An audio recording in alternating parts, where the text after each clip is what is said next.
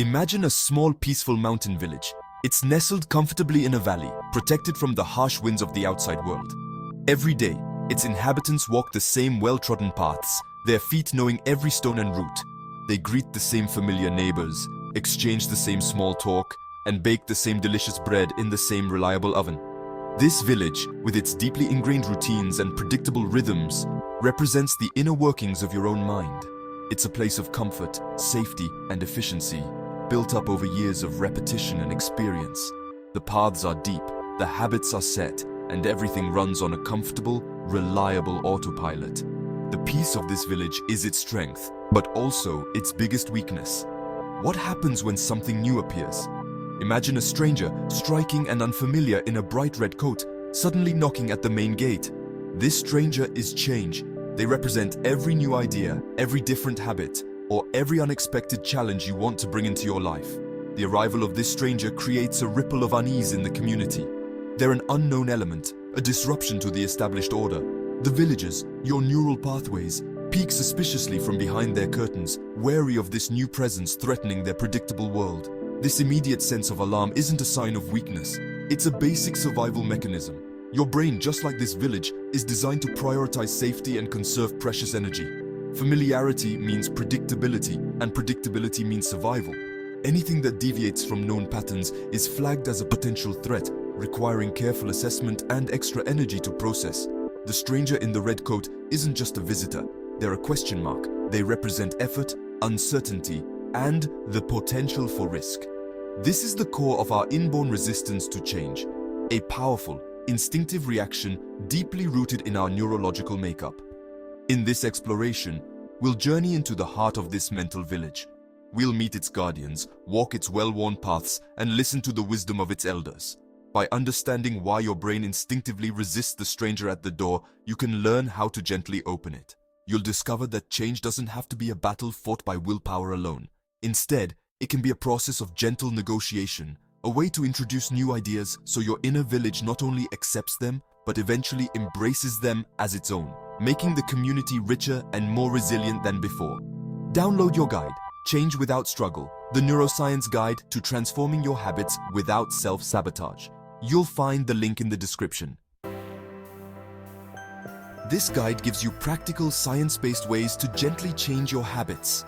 You'll learn why your brain doesn't like change and how you can work with it, instead of fighting against it. With a clear plan, you'll learn how to make small, quiet changes to grow without a struggle. Step by step, very gently, you'll lead your brain to a more fulfilling life. At the entrance to your mind's village, there are guards ready, the amygdalae, hidden deep inside your brain. Their job? To scan the horizon for danger, real or imagined. As soon as a change appears, they sound the alarm, causing stress and worry, even if the threat is just a new project or something new. To move forward, we first need to calm these guards and show them that the unknown isn't always an enemy. The amygdala in our brain triggers a deep fear of the unknown, which comes from our need for things to be predictable. Change messes with this steadiness, bringing in new things that make our fear centers active. Even small changes are enough to cause fear, as a study from Cambridge in 2023 showed.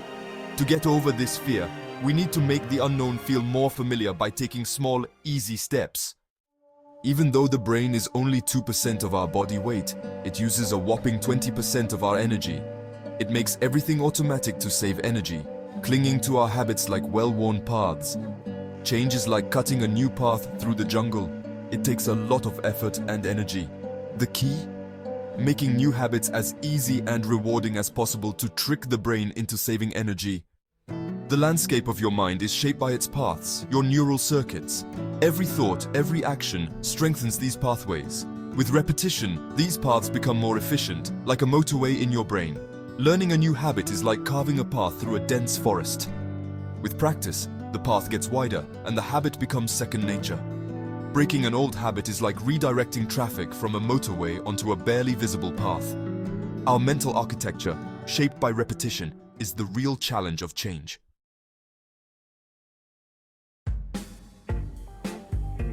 Your brain isn't lazy, it just has a very tight energy budget. Even though it's only 2% of your body weight, it uses about 20% of your energy.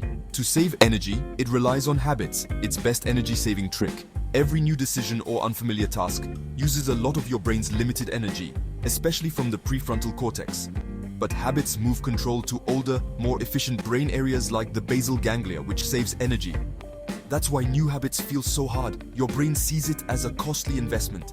The discomfort you feel when trying something new, that's your brain telling you about the high energy cost.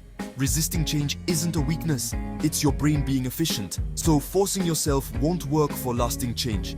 Instead, you need to make new behaviors seem less costly and more rewarding. Convince your brain's energy manager that the new path is worth it. Change is a negotiation, not a fight. Make the new habit easy and rewarding, and your brain will eventually get used to it.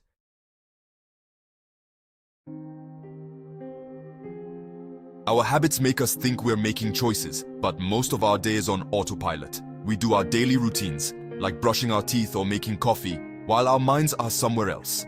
Habits free up our minds for bigger challenges and help us work well. Without them, we'd be swamped by lots of tiny decisions. But this automatic way of doing things also hides how much habits control us. Even bad habits stick around, especially when we're tired or stressed. Trying to change things at those times is like trying to take a tiny exit on a fast motorway. The pull of the old way is huge. Your brain goes back to it by default before you even realize. Habits aren't just tendencies, they are actual brain structures.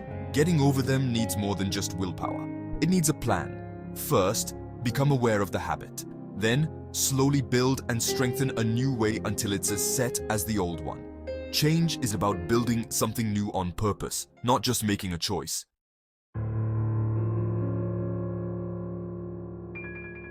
In your mind's village, a council of elders, your cognitive biases shapes decisions from the shadows. Their favorite phrase, "That's not how we do things around here."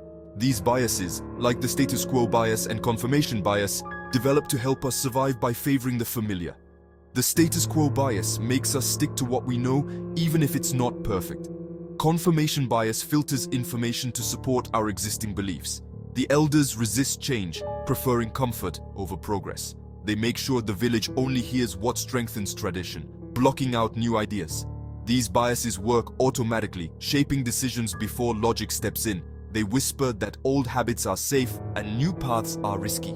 To change, you need to recognize these whispers as biases, not truths. Progress means questioning the elders' advice. Comfort isn't always better than growth.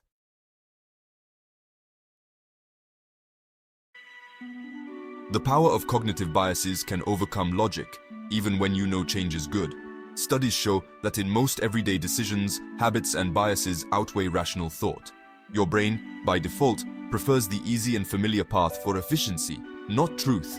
This creates an inner conflict. Logic says change, but biases say stay as you are. The logic of the elders is simple. The familiar is safe, effort is costly, immediate comfort outweighs future reward. Pure logic rarely wins against these instincts. To change, you need to speak the language of the elders.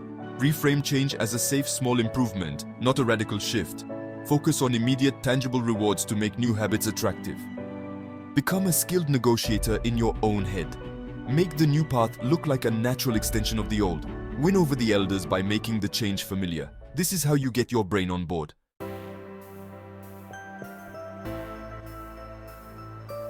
Now, let's move from understanding to doing. Just wanting something isn't enough. We need strategies based on brain science. First, use your brain's reward system. A small bit of dopamine in the morning sets a positive tone for the day. Start small, a simple, specific task linked to something you already do. For example, put a glass of water next to the coffee machine before you make coffee. Doing this tiny action gives you an instant win and a burst of dopamine. This creates a good feedback loop, making it more likely you'll tackle the next task. It's not about the task itself, but the feeling of winning. Your brain sees the new habit as rewarding, not scary. The old ways relax, the amygdala stays calm, and the energy manager agrees. By starting with a tiny win, you make the change feel good. You're making a new path with happiness, not effort. That's how you make your brain want to change.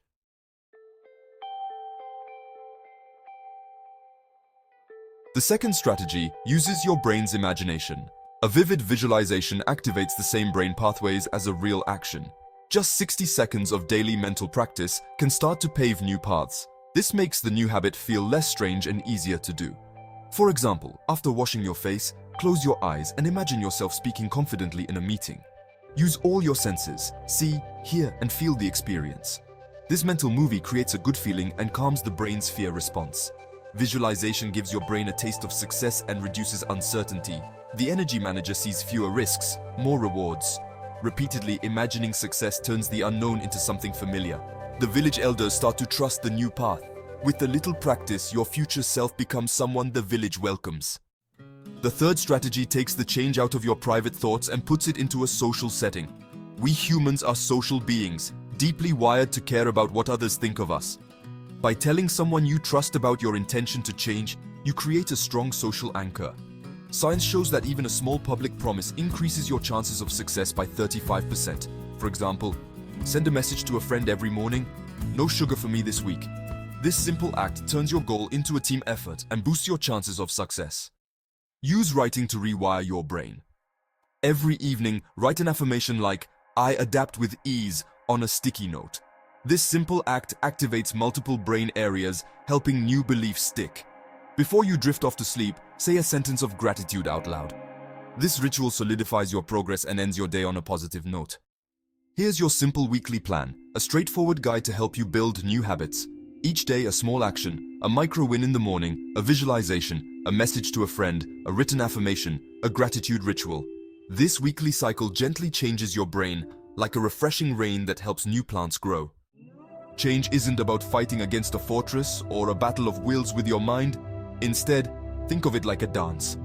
Gently, patiently, and persuasively leading your mind. Step by step, you're teaching your inner village a new routine until it becomes second nature. The power to change lies in being gentle. Invite your mind to dance, one small step at a time. If you enjoyed this video, subscribe, comment, and share.